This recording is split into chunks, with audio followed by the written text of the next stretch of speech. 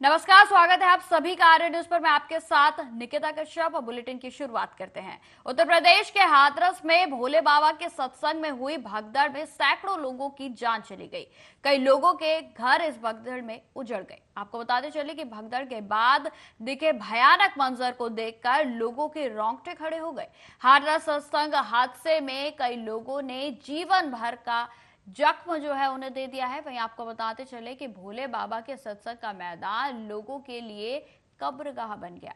हादसे के बाद से ही स्वयंभू भोले बाबा फरार थे और जिसके बाद 4 दिन के बाद आज उनकी प्रतिक्रिया सामने आई है। वहीं आपको बताते चले कि अब भोले बाबा की संपत्ति पर बड़ी जानकारियां सामने आ रही हैं।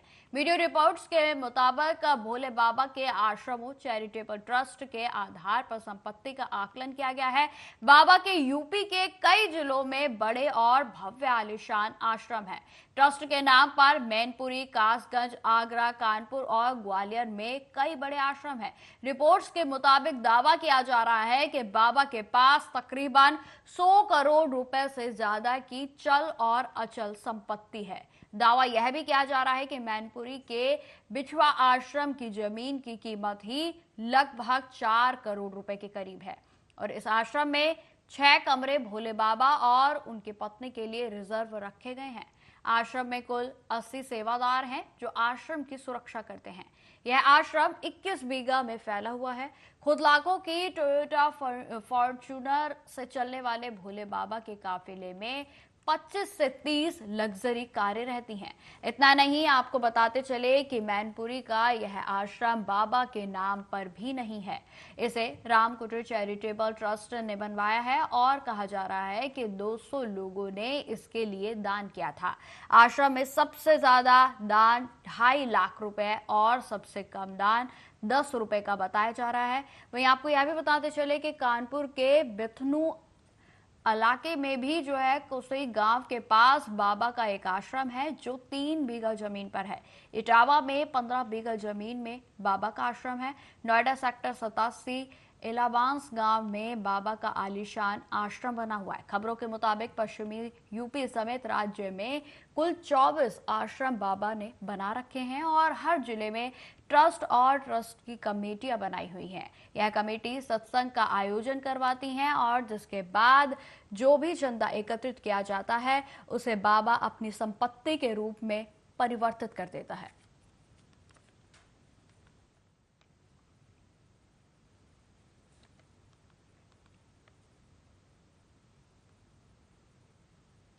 खबरों में आगे बढ़ते हैं। राजधानी में बाढ़ से निपटने के लिए दिल्ली सरकार ने व्यापक स्तर पर तैयारी शुरू कर दी है। अगर हथनीकुंड बैराज से 1 लाख क्यूसेक का पानी अधिक छोड़ा जाता है तो एजेंसियां तुरंत सक्रिय हो जाएंगी। इस तरीके की तैयारियां जो है वो अब दिल्ली सरकार की ओर से की गई हैं। साथ ही जानकारी दी गई कि यमुना के खादर क्षेत्रों में रहने वाले लोगों को जागरूक करने, जरूरत के आधार पर सुरक्षित स्थानों पर पहुंचाने का काम किया जाएगा। बाढ़ से प्रभावित लोगों के लिए राहत शिविर भी लगाए जाएंगे। जल मंत्री, आतिशी एवं सिंचाई एवं बाढ़ नियंत्रण मंत्री सौरभ भारद्वाज ने शीर्ष समिति के उच्च स्तरीय बैठक बुलाई और इसमें एनडीआरएफ, पुलिस, सेना, सिंचाई एवं बाढ़ नियंत्रण विभाग के साथ साथ पीडब्ल्यूडी, शहरी विकास, एमसीडी, जल बोर्ड, डीडीए और स्वास्थ्य विभाग सहित अन्य विभागों के अधिकारी शामिल हुए। आपको बताते चले कि बैठक में मंत्रियों ने बाढ़ से निपटने के लिए विभागों की तैयारियों की समीक्षा भी की गई। दिल्ली सरकार की और जो सारी कंसर्न्ड एजेंसीज हैं, चाहे वो डीडीए हो चाहे वो एमसीडी हो, सबकी फ्लड रिलीफ के लिए, फ्लड इवैक्यूएशन के लिए और फ्लड कंट्रोल के लिए पूरी तैयारियों का जायजा लिया गया। हम उम्मीद करते हैं कि दिल्ली में फिर से बाढ़ की परिस्थिति ना आए, लेकिन अगर दिल्ली में यमुना का वाटर लेवल राइज करता है तो दिल्ली सरकार उससे डील करने के लिए पूरी तरह से तैयार है। देखिए, आईएमडी का वेदर फोरकास्ट तो हम रेगुलरली मॉनिटर कर रहे हैं। हिमाचल प्रदेश से पिछले 2 दिन में लगातार बारिश हुई है, तो हिमाचल प्रदेश में जब बारिश होती है तो उसके बाद हथनीकुंड पर पानी बढ़ता है और हथनीकुंड के आगे दिल्ली में भी पानी का डिस्चार्ज बढ़ता है। लेकिन अभी बहुत लिमिटेड डिस्चार्ज है हथनीकुंड बैराज पे। हथनीकुंड बैराज पे अभी 352 क्यूसेक्स का डिस्चार्ज है। जब वो 1 लाख क्यूसेक के ऊपर जाता है तभी बाढ़ की आशंका और वाटर लेवल बढ़ने की आशंका। पहली बात तो ये हम सब लोगों को समझ लेनी चाहिए कि दिल्ली के अंदर पानी का लेवल इसलिए बढ़ा था क्योंकि हथनी कुंड से पानी छोड़ा गया था, क्योंकि वो दिल्ली में जनरेट नहीं हुआ था वो पानी। और उस वक्त भी जो हमने बात कही थी वही बात सरकारी रिपोर्ट में भी आज आ गई कि आईटीओ बैराज के गेट्स ना खुलने की वजह से वो पानी की स्वेलिंग हुई थी दिल्ली में। ये बात तब भी थी बट बाद में मान ली गई। तो इस बार हरियाणा सरकार के पीछे पड़ के हम लोगों ने सारे के सारे गेट्स खुलवा दिए और जो नहीं खुले वो कटवा दिए। दूसरा, जहां जहां पे भी यमुना में बीच बीच में टापू बन गए थे, क्योंकि यमुना के अंदर फ्लो बहुत कम रहा है कई सालों से, तो यमुना के अंदर बीच बीच में टापू बन गए हैं। तो उन सब टापुओं के अंदर हमने पायलट कट्स लगवाए हैं। एक साइंटिफिक तरीका है जिससे अगर पानी का बहाव बढ़ेगा तो वो सारा का सारा जो वो सिल्ट है और वो सारा का सारा जो टापू है, आइलैंड है, वो सब जो है पानी बहा के ले जाएगा, तो यमुना बिल्कुल क्लियर हो जाएगी। तीसरा, हमने जितने भी सेंट्रल गवर्नमेंट की एजेंसीज हैं जो अलग अलग जगह यमुना पे कुछ ना कुछ काम कर रही हैं जिसकी वजह से ऑब्स्ट्रक्शंस हैं, उनको भी बोला है। डीएमआरसी है और भी कई एजेंसीज हैं, उनको भी बोला है कि वो अपनी ऑब्स्ट्रक्शंस, रेलवेज है, उनको कम करने के लिए बोला है। उससे भी जो है इस बार काफ़ी फायदा मिलेगा। चौथा, इरिगेशन फ्लड कंट्रोल का इस बार जो डीएम ईस्ट के ऑफिस में हमारा कंट्रोल रूम होता है वो इस बार पूरी तरीके से कंप्यूटराइज्ड है, रियल टाइम है, जिसमें सारा का सारा डेटा जो अब हमारे को मैनुअली पूछना नहीं पड़ेगा, हमारे पास रियल टाइम डेटा आएगा कि हथनी कुंड से कितना डिस्चार्ज हो रहा है और उसकी वजह से क्या क्या संभावनाएं दिल्ली के अंदर है। तो ये सारी की सारी चीज़ें हुई हैं। खबरों में आगे बढ़ते हैं। हिमाचल प्रदेश के राज्यपाल शिव प्रताप शुक्ला ने अपेक्षित बारिश से होने वाले नुकसान से पहले कुल्लू जिले के लिए राहत सामग्री को हरी झंडी दिखाई। राज्यपाल शिव प्रताप शुक्ला ने कहा कि पिछले वर्ष भी एक आपदा आई थी तो हमें बार बार राहत सामग्री भेजने की आवश्यकता पड़ी थी। इस बार हमने ये सुनिश्चित करने का प्रयास किया है कि पहले से ही इसे उन जिलों में भेजने का काम किया जाए जहां जहां इसकी उपलब्धता होती है। वहीं आपको बताते चले कि आईएमडी वैज्ञानिक संदीप कुमार शर्मा ने बताया कि पिछले 24 घंटों में प्रदेश के अधिकांश हिस्सों में बारिश हुई है और प्रदेश के अधिकांश स्थानों और विशेष तौर पर चंबा, कांगड़ा, सोलन, ऊना, सिरमौर, सोलन, हमीरपुर में भारी बारिश को देखते हुए आगे भी वर्षा होने की संभावना जताई गई। देखिए, पिछले वर्ष भी एक आपदा आ गई थी तो हमें बार बार राहत सामग्री भेजने की आवश्यकता पड़ी थी। अब की बार रेड क्रॉस के द्वारा हमने इस बात को ये सुनिश्चित करने का प्रयत्न किया है कि पहले ही हर जिलों में जहाँ जहाँ इसकी आवश्यकता पड़ती है मैं भेजने का काम करूँगा ताकि समय पर उसकी उपयुक्तता सिद्ध हो जाए। इसी नाते आज कुल्लू जिले के लिए पहली बार ये राहत सामग्री एक गाड़ी के साथ भेजे हैं। पिछली बार भी कुल्लू में लगभग 6 गाड़ियां हमने भेजने का काम किया था क्योंकि वहाँ प्राकृतिक आपदा बहुत हो गई थी। तो जहाँ जहाँ आवश्यकता होगी वहाँ पर राजभवन इस बार पूरी तौर पर सतर्क है। सरकार भी करेगी लेकिन राजभवन उसके पहले अपनी जिम्मेदारी को समझते हुए हर जिले में भेजने का काम करेगा। आज वही पहली गाड़ी कुल्लू में भेजा हूँ और हमारे रेड क्रॉस के लोग काफ़ी तत्पर हैं।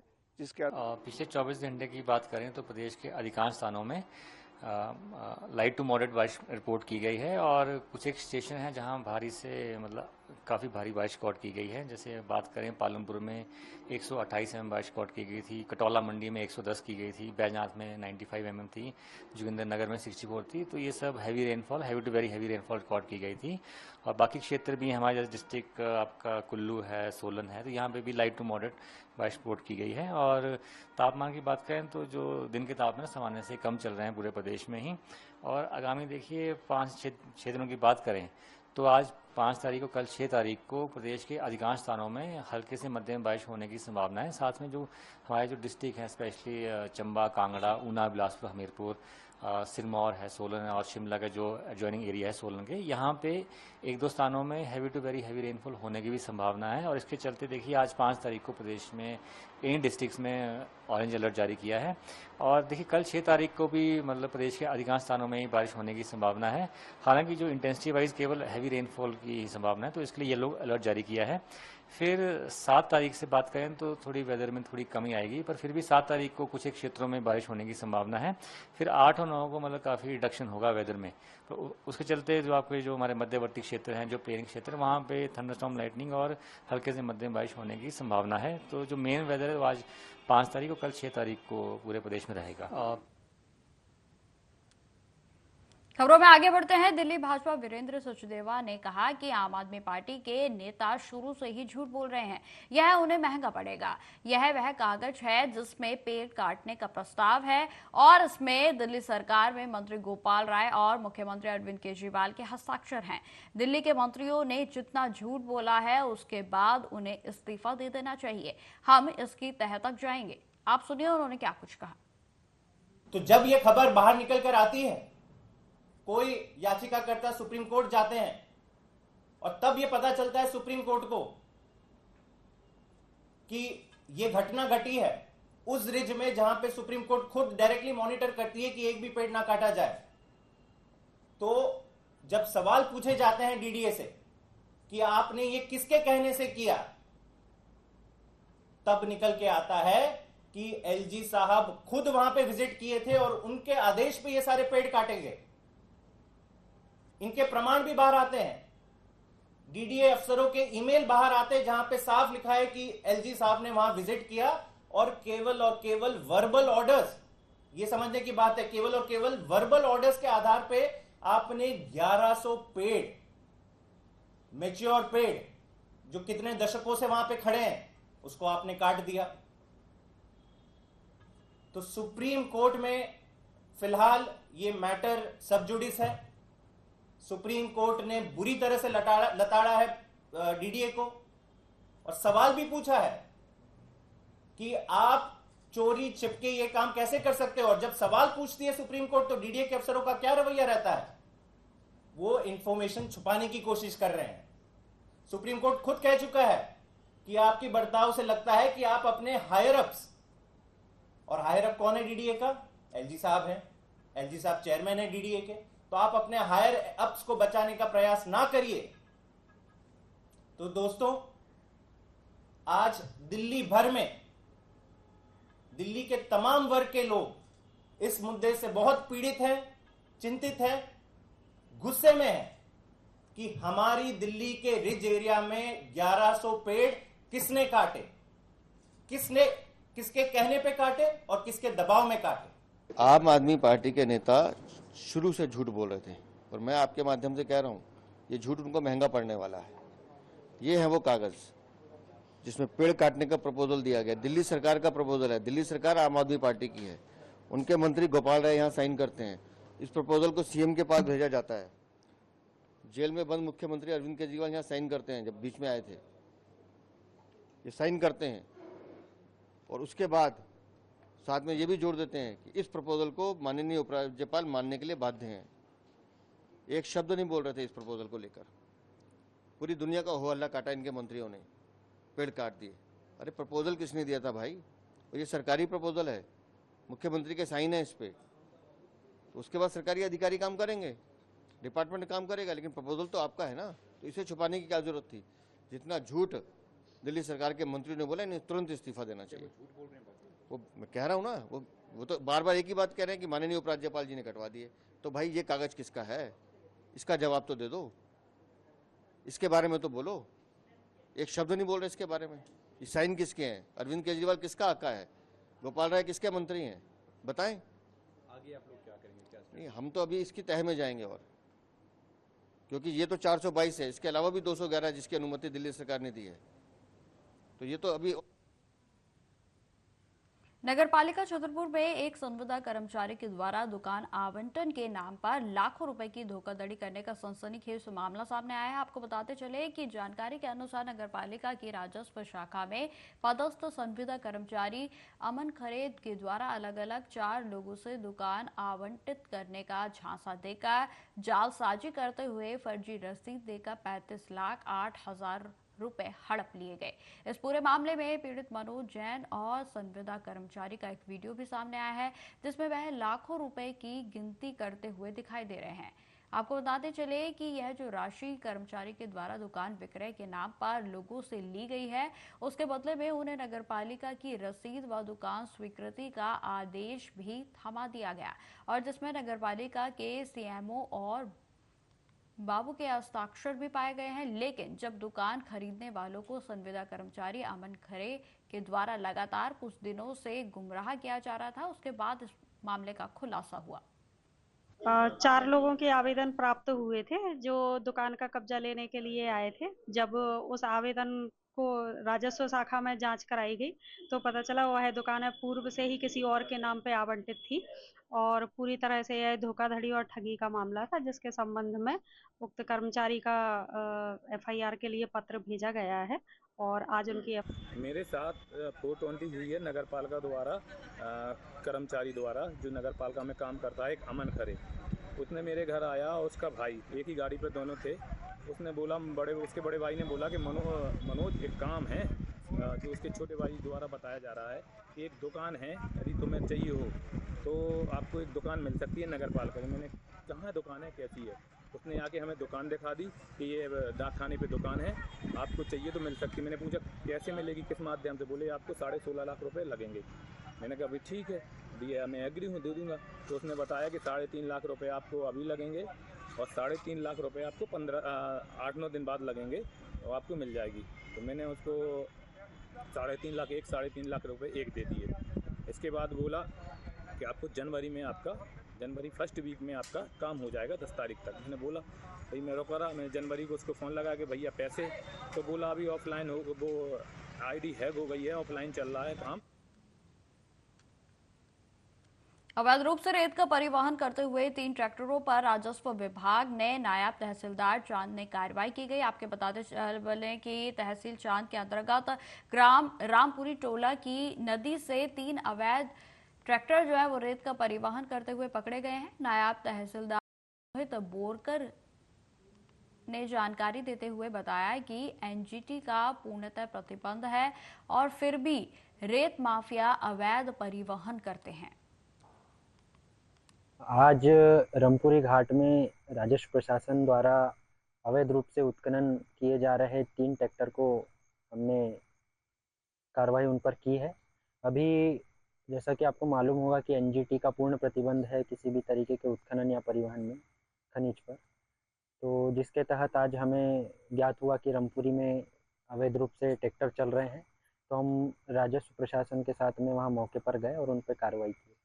फिलहाल तो इन पे कार्रवाई यही होगी कि इन्हें थाने ले जाना है और जो अवैध रूप से ये लोग उत्खनन कर रहे हैं, परिवहन कर रहे हैं और एनजीटी के प्रतिबंधों के बावजूद भी जो भी संभव कार्रवाई है वो की जाएगी इन पे।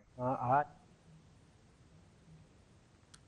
खबरों में आगे बढ़ते हैं। मध्य प्रदेश के भैंसदेही हमला में सीआईएसएफ कमांडो केरूलाल अठोले के जवान की हीट स्ट्रोक की वजह से मौत हो गई। वहीं आपको बताते चले कि जिसके बाद उनके पार्थिव शरीर को उसी आईएफ की टीम के द्वारा गृहग्राम लाया गया और जहां पर गार्ड ऑफ ऑनर के साथ उन्हें श्रद्धांजलि अर्पित की गई। सूचना मिलने पर केंद्रीय राज्य मंत्री दुर्गादास उइके भी जवान को श्रद्धांजलि देने के लिए उनके निजी निवास पर पहुंचे और जहां यह शव यात्रा में भी उनके द्वारा शामिल होया गया। आपको बताते चले उन्होंने इस दुख की घड़ी में परिजनों के शासन और सरकार से मिलने वाली सुविधा उपलब्ध कराने की बात कही। आपको बता दें कि सीआईएसएफ के जवान केरूलाल अठोले 4 दिन पहले ही अपने घर से दिल्ली के लिए रवाना हुए थे, क्योंकि उनका प्रमोशन हुआ था और वहां ट्रेनिंग कर रहे थे और इस दौरान 1600 मीटर की दौड़ के दौरान हीट स्ट्रोक होने की वजह से उनकी तबीयत बिगड़ गई। उन्हें अस्पताल में भर्ती कराया गया और इस दौरान उनकी मौत हो गई। इसके बाद सूचना मिलने पर पूरे बैतूल जिले और ग्राम में लोगों ने उनके प्रति प्रेम और सद्भाव से उनके अंतिम दर्शन करने के लिए उनके घर पर पहुंचे और जहां हजारों की भीड़ उमड़ गई।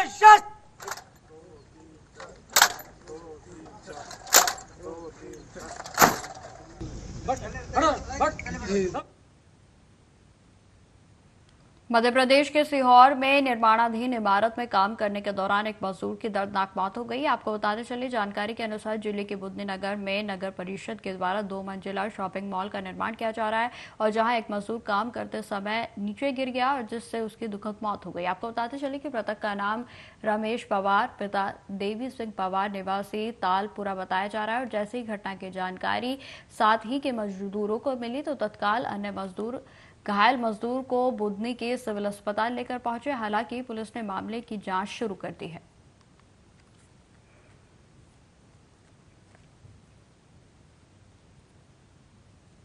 तो फिलहाल इस बुलेटिन में इतना ही। देश दुनिया की तमाम खबरों की जानकारी के लिए बने रहे हमारे साथ। नमस्कार।